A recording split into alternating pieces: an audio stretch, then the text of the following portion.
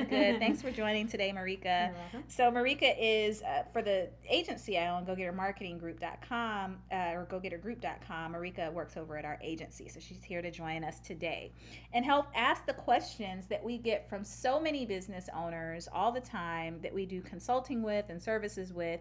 And for some of those who kind of fall in the startup bucket or small business bucket, these are questions we get all the time. So make sure you've got your pen and paper out. And for those of you who are joining the podcast from iTunes, make sure you go back over to soniacrystal.com/blog and go to the blog section on this episode and take a look at the glossary that I have, because some of the terms I might cover could be technical in nature, and we've got an extended glossary. And if I make any references to websites, you'll find those there as well. All right, cool. So, Marika, you can go ahead and ask us, what is today's question? Okay, so what social network should I use for my business? Okay, simple question, complicated Yes, answer. because there's different businesses. I understand. Yes, and Mm-hmm. lots of layers Yes. to how Mm-hmm. that could be answered. But my general question, or my general answer to that question, is you need to be where your audience is when it comes to social media, right? Mm-hmm. So a lot of businesses will, you go on their website and you click on the social media links at the bottom, and some of them work and some of them Mm-hmm. don't, right? So a couple of things you need to think about as a business owner is, number one, where can you be consistent? Where are Mm-hmm. you going to consistently post? If you're not in a position where you're ready to take on managing consistently 4 or 5 social media networks at a time, then here's what you can do. You can bookmark your name and reserve your space on that network, but don't feel the pressure to feel like you need to go active on that network until you're really ready to do it. So maybe just start out with picking 1 or 2 social media networks that you feel like you can be really good at, that you can be really consistent on, and start there. That's number one, what you need to think about. Number two is, it also may depend. I mentioned your audience, so you need to Mm-hmm. think about where your audience is, and then just what makes sense for your business and where Mm-hmm. you really want to build your brand. So those are kind of things to think about. The other thing is, I'm going to kind of walk through and do a snapshot of the major social networks, because there are social networks developed every day, every year, every month, all the Mm-hmm. time. And there are so many choices out there. Even like my teenage nieces and my nephews keep me up to speed on these networks, some of them Mm-hmm. which I've never heard of. And maybe it's popular for teenagers, so it's good to keep it on your radar, Yes. but it doesn't mean that as a business you need to jump over to it. So let's talk about kind of the big social networks. And to add on to what you said, they also will get rid of social network, turn it into something else, like what Foursquare did.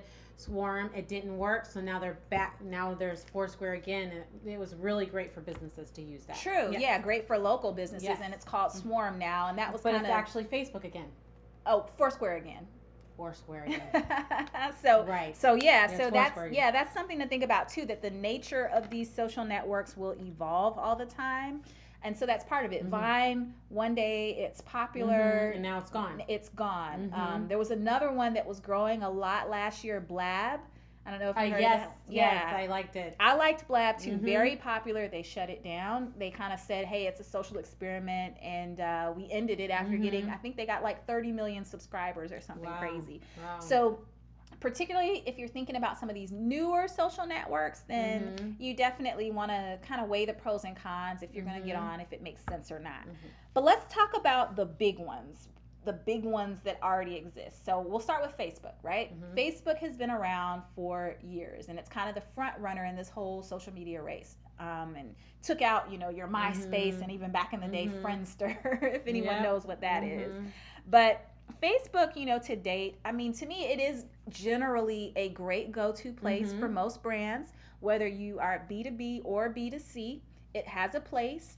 Um, I think having a fan page there is great because, number one, it's just highly indexable by search Mm-hmm. engines, so it's very great to get your site found there. Mm-hmm. Particularly if you're in e-commerce, It's a great place to have your website because you can definitely get sales Mm-hmm. there. But even as a service based business, it's a great place. The biggest thing you need to think about if you're going to position yourself on something like Facebook is you need to balance your promotional content with truly social content. Mm-hmm. So there should really be a mix. You shouldn't every day be saying, buy this or join that or get this or get that and link back to your site. You really need to have a mix of fun content that's truly social in nature that could really showcase your brand Mm-hmm. so people understand more about your company's culture, and have some personality there. I think that's Mm-hmm. what people look for with Facebook pages. The other thing is Facebook Live, huge now, and there's a huge opportunity if you haven't jumped on the bandwagon of doing anything video related. That's the hot trend in social media right now, so there's a lot of opportunity with video in general on Facebook. So if you have a brand that's very visual in the sense, or even if again your brand is something that's more service oriented, like let's say you're an accountant Mm-hmm. or in the financial services industry, even showing again your culture, showcasing what you're doing in the industry at conferences or events, how to tips, things like that are great for video. And Facebook Live is a great place to facilitate that. And it doesn't have to be a major production, it could Mm-hmm. be just you and your camera phone. So, I yeah. want to say something to that. I test different phones, and I have a lower version of a phone, and it will not download the Facebook app. If you want to use Facebook Live, you have to be able to use that app. You can't use Facebook Lite or anything like that. It has to be the original one, and that's something important to know if you're looking to use Facebook Live. Yeah, so just make sure you've got the ability to download it because you Mm-hmm. can take that video and repurpose it to the next Mm-hmm. one we'll talk about, which is YouTube. Okay. So, YouTube is a great place. A lot of people forget YouTube is the second largest search engine in the world, right Mm-hmm. behind Google, and it's owned by Google. So, you've got people who will do their Google searches, but you've got people who go specifically on YouTube searching for video content, Mm-hmm. tutorials, interviews, educational videos, things of that nature. And YouTube is really a great place to host that. No Mm-hmm. matter what kind of business you're in, it's a great place to store your content. It's a great place to also, in the description section, bring people back to your website if they originally found you on YouTube. That description section of YouTube, if you have a YouTube page, fill it in. You can fit a lot of text almost to the size of writing a blog post within that description section, and really optimize the ability you have to get people back. So if you're into video content or you're producing videos on Facebook Live or other places, YouTube is a great kind of storage facility, if you will, for that. I saw that they had Facebook Live. I mean, not Facebook Live, I'm sorry, YouTube Live, Hmm. just like Facebook Live. Yep. Does that still exist? It does. Okay. Yeah, YouTube Live is still up and running. It's a great integration for people using Google Hangouts or Hangouts on Okay. Air because Mm-hmm. it will actually broadcast I there. didn't know that. And there's also, even if you wanted to take it another step and you're really into the whole live streaming broadcasting, there Mm-hmm. is a service. You can Google this or check it out on my blog in the glossary. Open Broadcast is the name of the service. And Open Broadcast allows you to do either a live stream or what's called a simulated live stream, That's nice. I didn't meaning know you either. can pre record it Okay. and use Open Broadcast to, in a sense, broadcast it across your YouTube or Facebook Live as if it's live That's good. at that Yeah. moment. So yeah, so just some great tips there on how Cool. you could use it. So if you're thinking about video content, YouTube's great for that. And if you are exclusively doing video content, then maybe you want to put more time into a YouTube strategy and really grow your subscriber base. Are people still using Periscope? I don't hear as many now. I think Okay. Facebook Live, in a sense, All kind right. of Took took it over. out. All right. Yeah. I didn't So know if that was an option or not. Okay. yeah, Cool. but that kind of goes into Twitter because Mm-hmm. Periscope is owned by Twitter. You can do a Twitter Sure. live, Oh, which nice. is Periscope. Wow. Okay. Yeah. That's really awesome. So those are things to think about. Twitter. So the question I get that directly, from business owners who maybe are even on Twitter and Mm-hmm. saying, should I still be on Twitter? So here's Twitter. Here's what Twitter is good for. If you're thinking about if I'm going to be on Twitter, how should I do it?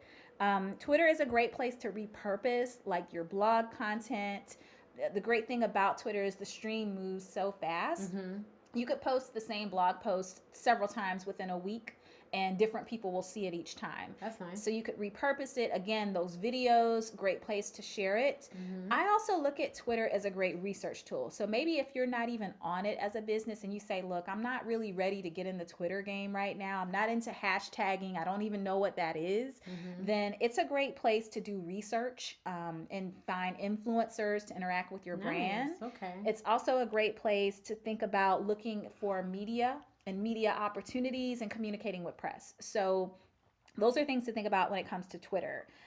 Instagram is, to me, if you have a lot of visual content, if Mm-hmm. you have a clothing store, if Mm-hmm. you are an artist, if you're a Mm-hmm. photographer, then Instagram is a really great place to showcase a lot of They your also work. have live on there too. You can do live videos on Yep. there, and you can do just not live videos and just produce a video on there too. Yeah, everyone goes live these days. I know, right?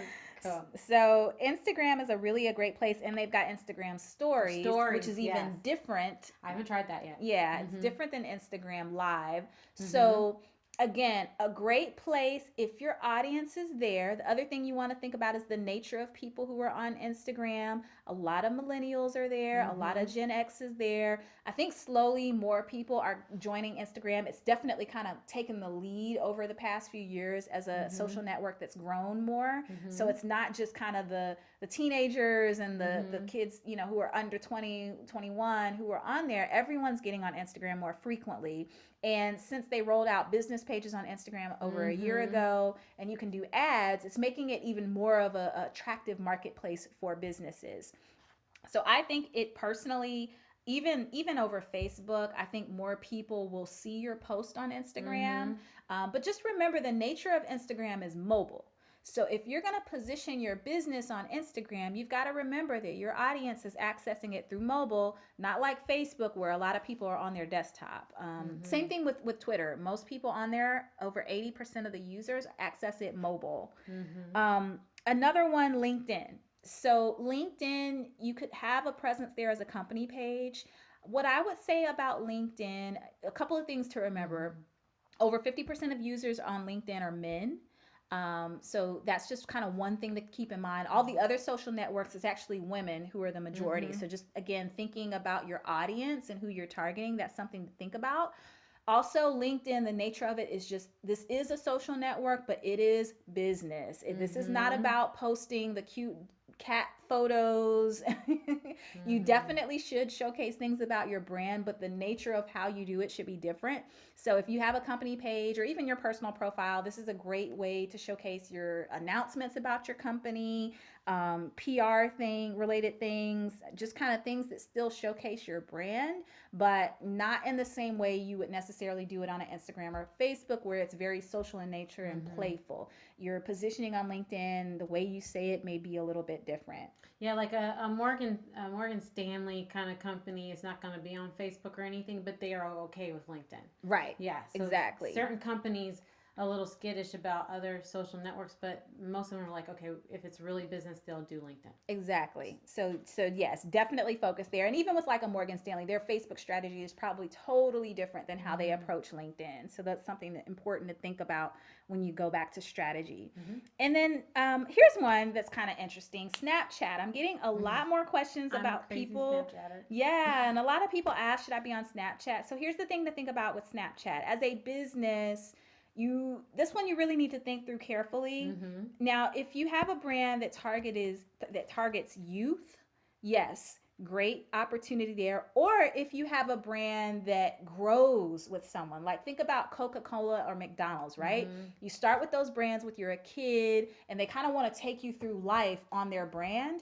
So to me, even if you have a brand that's not the audience hasn't grown up yet, now is the time to start putting your brand in front of this younger audience. Just Mm-hmm. remember the age group we're talking about on Snapchat, majority is under 20 years old. So you want to keep that in mind. But the people who do use it, 54% of Snapchat users log in every day, and they have over 100 million active users. So those are just important things to think about. It is a growing network. And for those of you who follow financial news, they just released the IPO.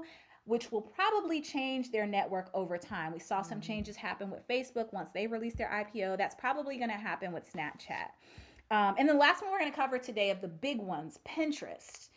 So, Marika, I know you do a lot of I love pinning. Pinterest. Yes. I do pinning and searching. Okay. I found searching, if you're a company that does secondary research, which is research you do on Google. Um, Secondary research also includes now social media. So if you have a company that's research, you would want to use Pinterest because you can find a lot of things that maybe you might miss on Google, believe it or not. And here's something else to think about with Pinterest that you may not even realize. Years ago, people again thought of it as a Mm-hmm. women's social network with the Mm-hmm. whole pinning concept. Mm-hmm. Men, right now, they are the fastest growing demographic on Pinterest. So they haven't overtaken the women on Pinterest yet, but it's a fast growing demographic on Pinterest. I think it's a great place. Again, kind of like Instagram, it's a great place to show visuals. So you need to have the type of content that's Mm-hmm. friendly in terms of infographics Mm-hmm. and visual blog posts, Mm-hmm. or headers, Mm-hmm. thumbnails, things like that that are going to really draw people into your content and lead them back to your website. Mm-hmm. So that's kind of how you need to think about approaching these social media networks.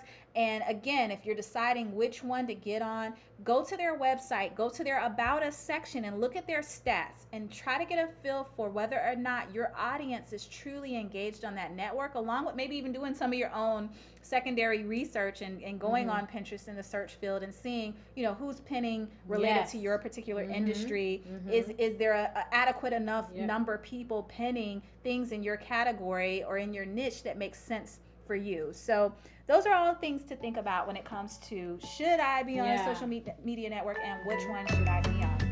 All right, so we're at about 10 minutes. That's our 10-minute marketing for today. Remember, you can join my community on sonyacrystal.com or join my email list and keep up with these podcasts and other updates. And be sure to check out the blog, sonyacrystal.com/blog, where you can review the glossary from today's episode along with the links that we shared on today's podcast. We'll see you soon. Take care.